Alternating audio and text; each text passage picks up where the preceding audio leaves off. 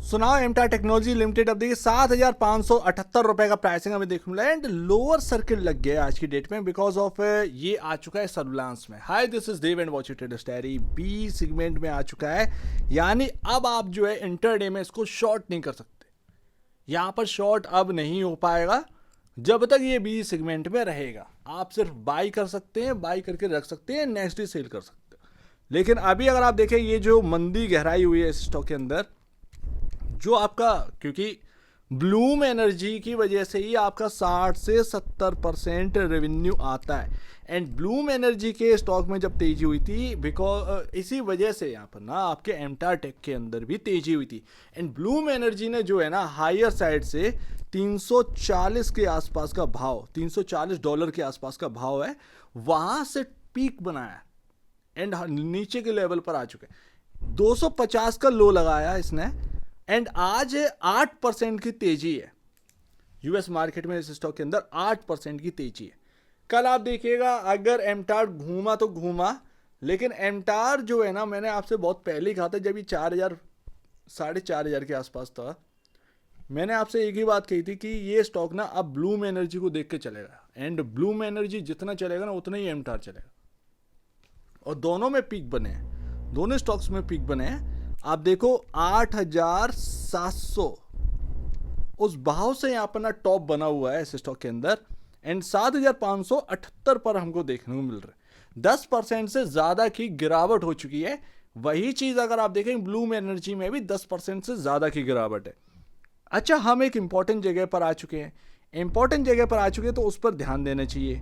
ध्यान देना चाहिए आपको 7,500 और 7,000 के भाव पर। ये दो प्राइस जो है ना वो काफी इंपॉर्टेंट रहने वाले हैं एमटा टेक के अंदर। अगर स्टॉक को बचना है, यहां से घूमना है, तो यही इसी जगह से इन्हीं प्राइस से घूमना होगा। सबसे बुरा दौर जो एमटा टेक के अंदर होगा वो होगा 6,000 का तोड़ देना। 6,000 का अगर प्राइस टूटा ना ये जगह, तो ये काफी काफी खराब होगा। बट अगर इस जगह पर ये नहीं सुधरा, 7,500 7,000 के आसपास इस जगह पर ये प्राइस, ये जो रेंज है ना 500 रुपए की, यहां से अगर नहीं सुधरा किसी भी प्राइस से और ये रेंज टूटती है, देन वो कहीं ना कहीं और डिप आएगी और वो एक इंपॉर्टेंट जगह जो कि 6,000 के आसपास है, शायद वहां तक भी जाने की कोशिश करे, शायद वहां तक भी जाने की कोशिश करे। लेकिन होगा या नहीं होगा ये देखते हैं। बट अभी ना ये रेंज काफ़ी इंपॉर्टेंट है एंड रेंज कहीं ना कहीं बचना चाहिए। इस स्टॉक के अंदर एक बड़ा बिग डिप चल रहा है और अभी तक जो है खरीदारी होती रही थी। अच्छा, एक बात आप सोचिएगा कि ये डिप आना बहुत ज़रूरी था। डिप क्यों आना ज़रूरी था इतना बड़ा? क्योंकि आपको नई पोजीशन बनाने के लिए एक बिग डिप की ज़रूरत थी। Because of market cap 23,268 crore पर आज की डेट में हमको देखने को मिल रहा है। अगर ये लगातार चलता रहता, 2 टाइम हो जाता, किसको नुकसान होता? वैल्यूएशन कहाँ जा रही? क्या मार्केट आपको इतना दे देता? नहीं दे पाता। इसीलिए जो डिप आ रही है ना, ये बिग डिप जो है ना, वो बिग अपॉर्चुनिटी भी क्रिएट कर रही है। ये बहुत ध्यान रखिएगा। जो लोग पहले रह गए थे अब एंट्री की जगह ढूंढिएगा। यहां पर अगर और गिरावट आती है वो आपका एंट्री के लिए ना बहुत अच्छा रहेगा। एंड यहाँ पर ना हायर साइड खरीदने का कोई मतलब नहीं था इतना चलने के बाद। 247.45 का पी रेशियो है अगेंस्ट 73.53 के, तो समझिए कि कितना यहाँ पर ना एक्सपेंसिव ये स्टॉक हमको देखने को मिल रहा है। काफ़ी एक्सपेंसिव स्टॉक था बॉस, काफ़ी एक्सपेंसिव स्टॉक है, माफ़ करिएगा। यहाँ पर ना आप देखो कि price to book value 28.29 time का यहाँ पर ना प्राइस टू बुक वैल्यू मिल रहा है। तो ऐसे स्टॉक्स जो कि आगे के लिए बहुत शानदार हो, आपको एक बिग डिप में लेना चाहिए। चाहे आप अगर आप देखो तो थोड़ा सा यहाँ पर अदानी ग्रुप के स्टॉक्स पर भी फॉलो करिएगा। मैं ये नहीं कह रहा हूँ कि वो गिर गए इतना बुरा हो गया, नहीं।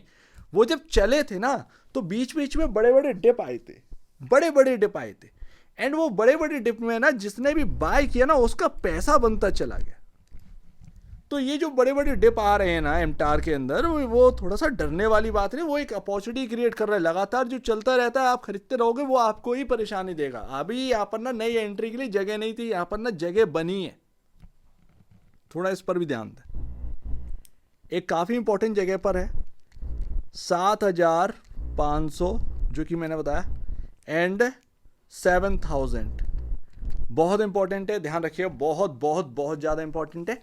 ऊपर में अगर यहाँ पर ना इस स्टॉक ने 7,700 ये अगर ब्रेक कर दिया ना, ये प्राइस अगर ब्रेक कर दिया, देन आप देखिएगा कि यहाँ पर ना वापस से यहाँ पर ना तेजी शुरू हो जाएगी। लेकिन वो बी सेगमेंट में अभी ये स्टॉक गया ना, तो ये बी सेगमेंट में अभी आपका कुछ ज़्यादा कुछ खास हो नहीं पाएगा, शायद वो चल जाए, वो जो कुछ भी हो इस स्टॉक के अंदर, लेकिन बी सेगमेंट के स्टॉक से दूर रहते, इंटरडे नहीं होता है इनमें।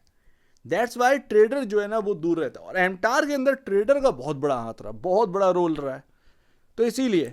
अच्छा, 7,000 का जगह इसलिए इंपॉर्टेंट है, मूविंग एवरेज 50 डे में आपका 7,000 पर ही है। तो अगर कोई डिप आती है यहाँ से तो वो 7,500 इवन 7,400 तक सुधर जाए, अदरवाइज 7,000 तक की कहीं ना कहीं जगह बनती है, पॉसिबिलिटी दिखती है। ये होगा या नहीं आने वाले दिन में पता चल जाए, बट वहाँ पर मूविंग एवरेज है, वो आपको सपोर्ट देने के लिए तैयार है। अब वही मैं आपसे कह रहा हूँ कि अगर ये रेंज टूटी तो और डिप हो सकता है, वही चीज़ यहाँ पर है। मूविंग एवरेज आपका 7,000 पे, अगर एक बार मूविंग एवरेज टूट गया ना तो वो फिर यहाँ पर और दिक्कत देता, वो आपका दिखाता है वीकनेस, और वो वीकनेस में यहाँ पर चला गया ना तो वो कहीं ना कहीं फिर और डिप आएगा। और वो इंपॉर्टेंट लेवल जो समझ में आ रहा है कि भाई यहाँ पर हमारे सामने जो है 6,000, वो उधर की तरफ पॉसिबल है शायद चला जाए। तो अभी एमटार के अंदर कहानी यही है, लेकिन जो बिग डिप आ रहा है इससे डरो मत, नई एंट्री की जगह ढूंढो, ज़्यादा बेहतर है, क्योंकि ये कहानी अभी जो है ना स्टोरी फीकी नहीं पड़ी है। अब यही दिक्कत ना, वही तो मैं आपसे कह रहा हूं कि वैल्यूएशन कितना स्ट्रेच करो, ऑलरेडी स्ट्रेच्ड है वैल्यूएशन, समझ रहे हो ना, ये वैल्यूएशन अभी भी स्ट्रेच्ड है। एक डिप चल रहा है, चलने दो, ज़्यादा बेहतर है। जो भी करना है एक इंपॉर्टेंट जगह पर स्टॉप लॉस रख के चेज करो, आपका बाई सही बैठ जाता है आगे बढ़ो, अदरवाइज स्टॉप लॉस हिट हो जाए कोई दिक्कत की बात नहीं, लेकिन सही जगह पर आए, चेज करिए, और उसके बाद स्टॉप लॉस जरूर रखिए।